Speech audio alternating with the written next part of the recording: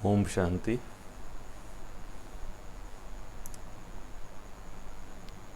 हम सरस्वती के रूप में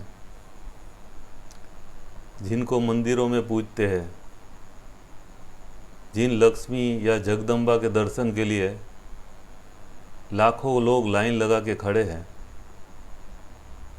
वह हमारी मम्मा है। मम्मा का जीवन हम सभी के लिए आदर्श है।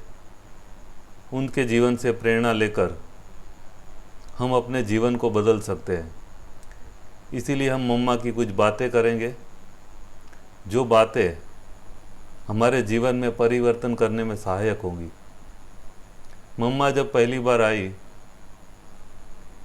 ब्रह्मा बाबा को देखा तो दिल ही दिल एक गीत बजने लगा, आँख न जाने दिल पहचाने मूर्तियाँ ये कैसी।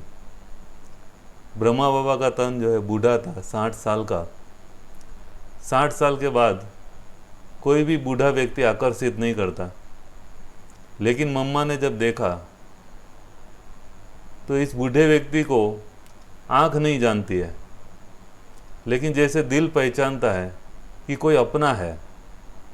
और मम्मा को ये महसूस हुआ कि इस बूढ़े तन के अंदर स्वयं परमात्मा है, जो हमारा दिल का मीत है, जो हमें श्रेष्ठ बनाने के लिए आया है।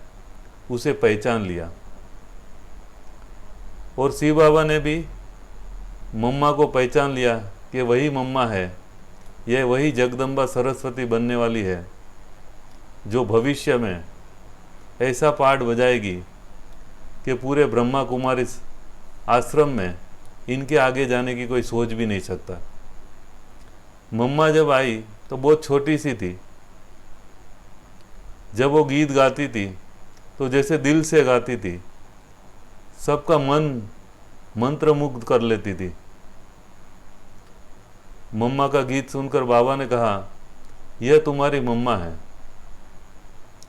तब सभी ने कहा, इतनी छोटी बच्ची को हम मम्मा कैसे बोलेंगे, क्योंकि हमारी दीदी, हमारी ब्रह्मा बाबा के युगल जसोदा मैया, तो ये सभी सोचते थे बाबा हम इसको कैसे मम्मा बोलेंगे।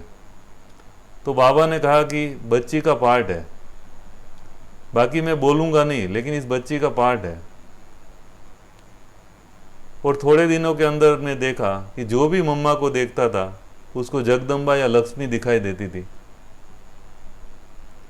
और मम्मा के संकल्प, बोल और कर्म में इतनी समानता थी, अपने पुरुषार्थ से, अपने चेहरे और चलन से सभी को लगा ये हमारी मम्मा है। और सभी का देह अभिमान टूटा और इसे मम्मा के रूप में स्वीकार किया। मम्मा सिर्फ ज्ञान मुख से नहीं देती थी, मम्मा ज्ञान अपने कर्मों से देती थी। 2 बहनें थी। एक बहन ने किसी दूसरी बहन की बेडशीट खराब कर दी, तो दूसरी बहन मम्मा के पास कंप्लेन करने आई कि मम्मा इसने मेरी बेडशीट खराब कर दी है। उसको ये था कि मम्मा उसको डांटेगी। पूरे दिन के बाद जब शाम को वो अपने रूम में आई तो देखा कि बेडशीट धुलाई होके पड़ी है। तो उसने सोचा मेरी बेडशीट धुलाई करके, प्रेस करके किसने बिछाई। तो पता चला कि मम्मा ने बेडशीट धुलाई करके, प्रेस करके उसके ऊपर बिछा दी। तो उस बहन को बहुत पश्चाताप हुआ, और जिस बहन ने उस बेडशीट को ख़राब किया था उसको भी पश्चाताप हुआ कि हमारे कारण आज मम्मा को बेडशीट धुलाई करना पड़ा और प्रेस करके यहाँ पर बिछाना पड़ा। तो दोनों मम्मा के पास गए और माफ़ी मांगी कि मम्मा हमसे गलती हो गई। तो इस प्रकार से मम्मा का शिक्षा देने का तरीका एक नया था। मम्मा बाबा ने जो सबसे ज़्यादा कमाई की, बाबा कहते हैं कि उन्होंने नींद में सबसे ज़्यादा कमाई की। मम्मा जब सोती थी तो बेड शीट पर एक सलवट नहीं होती थी, जैसे कि उस बेड पे कोई सोया ही नहीं है। तो इस तरह से मम्मा शरीर से डिटेच होके 8 घंटे तक परमधाम का अनुभव में रहती थी। तो सबसे ज़्यादा मम्मा बाबा ने जो कमाई की वो नींद में की, क्योंकि दिन में तो बहुत सारे लोगों से मिलना, सेवाएं होती थी, लेकिन नींद का समय भी योग में कन्वर्ट कर दिया, ये मम्मा की बहुत बड़ी विशेषता। मम्मा में योग की बहुत गहराई थी। मम्मा एक बार योग में बैठी थी, किसी ने आके पूछा मम्मा, तो मम्मा ने 10 मिनट के बाद बोला हाँ बोलो। तो उसने कहा कि मम्मा आपने सुना नहीं था? मम्मा ने कहा मैंने सुना तो था, लेकिन मैं शरीर से इतनी डिटेच हो गई थी कि शरीर में आने में मुझे 10 मिनट लगा। तो आप सोचिए योग की कितनी गहराई होगी। जब हम शरीर से डिटेच होते हैं तो बोलने का मन नहीं होता है। तो इसी तरह से मम्मा का जो योग है वो बहुत गहरा था। 2 से 5 मम्मा हमेशा योग करती थी। मम्मा ने सभी को बाबा का रिगार्ड करना सिखाया, बाबा की आज्ञाओं पर चलना सिखाया। हमारी चंद्रमणि दादी उस समय बहुत छोटी थी। बाबा ने कहा कि आपको स्टेज पे भाषण करना है, तो दादी जो है उसमें हिम्मत नहीं थी, वो रो रही थी और कहा मैं नहीं जाऊंगी, मैं स्टेज पे नहीं बोल सकती हूँ। तब मम्मा ने दादी को बोला देखो ये कौन बोल रहा है, भगवान बोल रहा है, तो भगवान की आज्ञा पालन नहीं करेगी तो कितना बड़ा पाप चढ़ेगा। तो तुम्हें जो है भले कुछ बोलना नहीं, स्टेज पे ओम शांति बोल के आ जाना, लेकिन तुझे बाबा की आज्ञा का पालन करना है। और वही चंद्रमणि दादी पहली बार स्टेज पर रो के ओम शांति बोली और बाबा की आज्ञाओं का पालन करने के कारण वही शेरनी शक्ति पंजाब का शेर बना। जिस चंद्रमणि दादी को हम देखते हैं कि उसमें कितनी शक्ति थी, उनके बोल से, उसके चाल चलन से हमें लगता था कि भूत प्रेत भी कांपते थे। तो दादी को ऐसा शक्तिशाली बनाया, उसमें मम्मा का बहुत बड़ा हाथ था। मम्मा जब चलती थी तो आवाज़ नहीं होती थी, चाहे मम्मा बर्तन भी धोए तो भी जो है आवाज़ नहीं होगा। कहीं लोग बर्तन धोते तो इतना आवाज़ होता है, मम्मा कभी आवाज़ से हंसती नहीं थी। मम्मा सदा मुस्कुराया करती थी और मम्मा का चलना धैर्यवत था। मम्मा जो भी धारणा अपने जीवन में धारण करती थी उसको हमेशा पालन करती थी। एक बार की बात है कि किसी कारण से ट्रेन चल पड़ी, तो लोगों ने कहा मम्मा जल्दी चलो नहीं तो ट्रेन चली जाएगी। तब मम्मा ने कहा कि ट्रेन चली जाए तो चली जाए, लेकिन मम्मा एक ट्रेन के लिए अपनी धारणा नहीं तोड़ सकती है। तो इस तरह से मम्मा ने अपनी धारणाओं को कभी भी किसी भी प्रकार का समझौता नहीं किया, चाहे कोई भी परिस्थिति आए। बाबा ने जो बोला उसमें मम्मा ने सदा हाजी किया और जो बाबा कहता था उसको करके दिखाती थी। बाबा को दोबारा मम्मा को बोलना नहीं पड़ता था। एक बार बाबा ने मम्मा को बोला, मम्मा जैसे योगासन करते हैं ना, पैर के ऊपर पैर चढ़ाकर बैठो।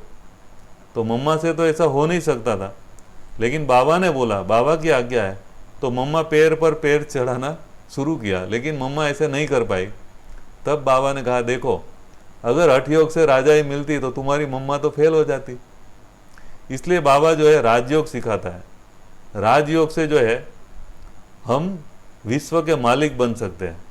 तो इस प्रकार से बाबा जो है मम्मा को जो बोलता था वो प्रैक्टिकल में मम्मा करती थी। मम्मा का पुरुषार्थ ही ऐसा था कि मम्मा हमेशा ये सोचती थी एक गलती दोबारा ना हो, और सदा यही मन में रहता था हुक्म ही हुक्म चला रहा है। परमात्मा ने जो श्रीमत दी उसको एक्यूरेट चली, मन वचन कर्म में पवित्रता को अपने जीवन में पूर्ण रूप से अपनाया।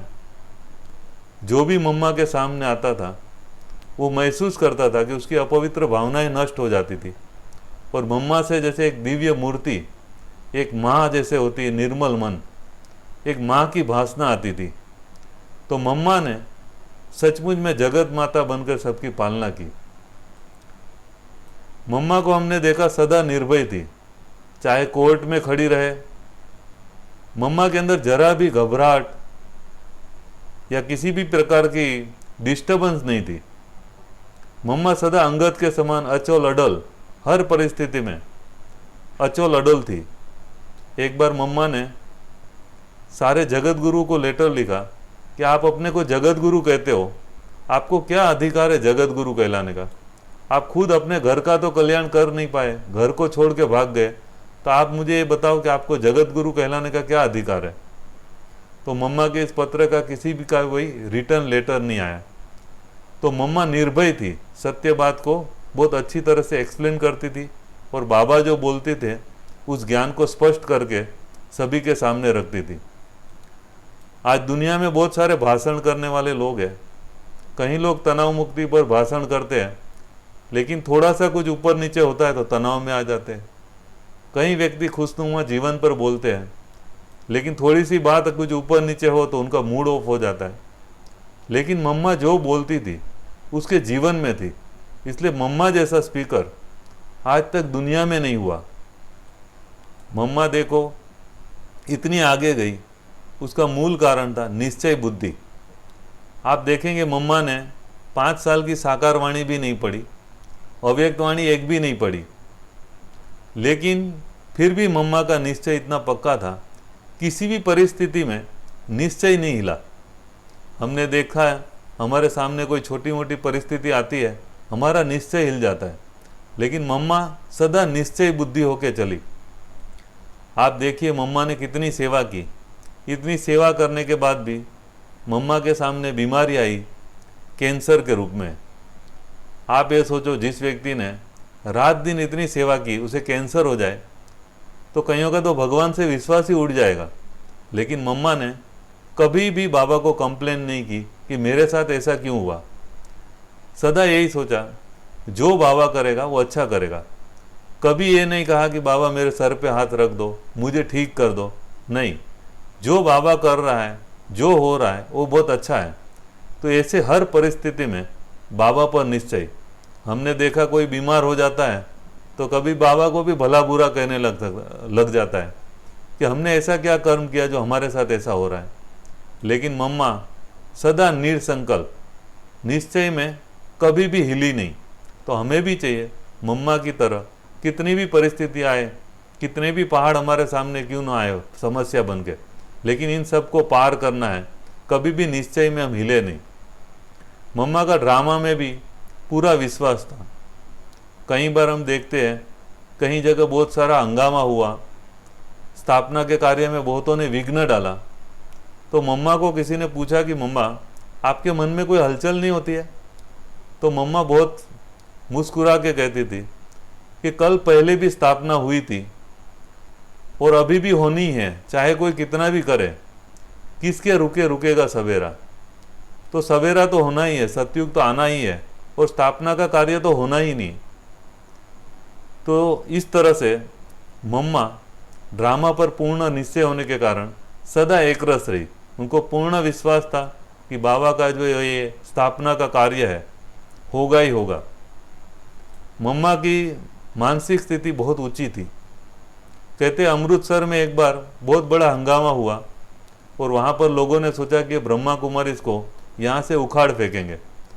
1000-1500 लोगों ने बड़ा हंगामा किया और आज यहाँ से सबको भगा के ही छोड़ेंगे। उस समय मम्मा भी वहाँ थी। तो उसके जो लीडर थे 5-6 लोग जिन्होंने पूरी पब्लिक को उकसाया था, वो 5-6 लोग दरवाज़ा तोड़ के, जब दरवाज़ा टूट गया तो 4-5 लोग अंदर गए। बोला कहाँ है तुम्हारी मम्मा? तो किसी ने बताया नहीं, और फर्स्ट फ्लोर पे शायद मम्मा थी। तो मम्मा जिस रूम में थी उनसे बात करने के लिए वो लोग गए। मम्मा अपनी योगयुक्त स्थिति में बैठी थी। मम्मा के सामने जब उस रूम में हो गए तो बड़े उनको शांति के वाइब्रेशंस फील हुए। वो सारे लोग वहाँ बैठ गए और इतना अच्छा फीलिंग आता था मम्मा को देखने से, जैसे एक दिव्यता की मूर्ति, जैसे पूरे रूम में शांति है। उनका मन भी शांत हो गया और उन्होंने सोचा कि ऐसे शांतिमय वायुमंडल में कुछ बोलना ठीक नहीं है। वो 5-10 मिनट बैठे, उनका मन शांत हो गया और धीरे धीरे से बाहर निकले। और वो 5 जो है बाहर आके पब्लिक को कहने लगे, देखो ये ब्रह्मा कुमारियाँ ठीक नहीं है, लेकिन इनकी जो मम्मा है ना वो एकदम ठीक है, वो बहुत अच्छी है। तो जो लोग थे उन्होंने कहा कि कमाल है, आपने ही हमको भड़काया और आप ही कहते हो मम्मा अच्छी है, लगता है आपको भी जादू लग गया। तो उन 5 लोगों ने कहा कि अगर आपको विश्वास ना हो तो आप भी आओ और आप मम्मा को देखो, मम्मा कितनी अच्छी है। तो लोगों ने सोचा कि इनको जादू लग गया, कहीं हमें भी जादू लग जाएगा। वो वहाँ से सब जो है सारी भीड़ खत्म हो गई। तो इस प्रकार से जो है मम्मा की जो दृष्टि, उसके अंदर जो मन इतना मजबूत था कि किसी भी व्यक्ति को शांत कर देती थी। तो हमें भी अपने जीवन में कोई भी परिस्थिति में, किसी भी हलचल में अपने मन की शांति को नहीं खोना चाहिए। हमारे ब्रह्मा बाबा ने इतना बड़ा भाग्य बनाया, तो उन्होंने शिव बाबा के यज्ञ में क्या लगाया? तो तन मन धन। और मम्मा ने मनसा वाचा कर्मणा से अपना भाग्य बनाया। तो आप देखेंगे मम्मा ने 1 रुपया भी यज्ञ में नहीं लगाया और धन की देवी लक्ष्मी बन गई। कैसे? तो मम्मा ने जितने भी लोग थे उन सब का धन यज्ञ में लगवाया। दूसरों का धन यज्ञ में लगवाने के कारण मम्मा जो है धन की देवी लक्ष्मी बनी। तो इस प्रकार से आप देखेंगे मम्मा की बहुत सारी विशेषताएं हैं। हम दादियों से सदा सुनते रहते हैं मम्मा मम्मा थी।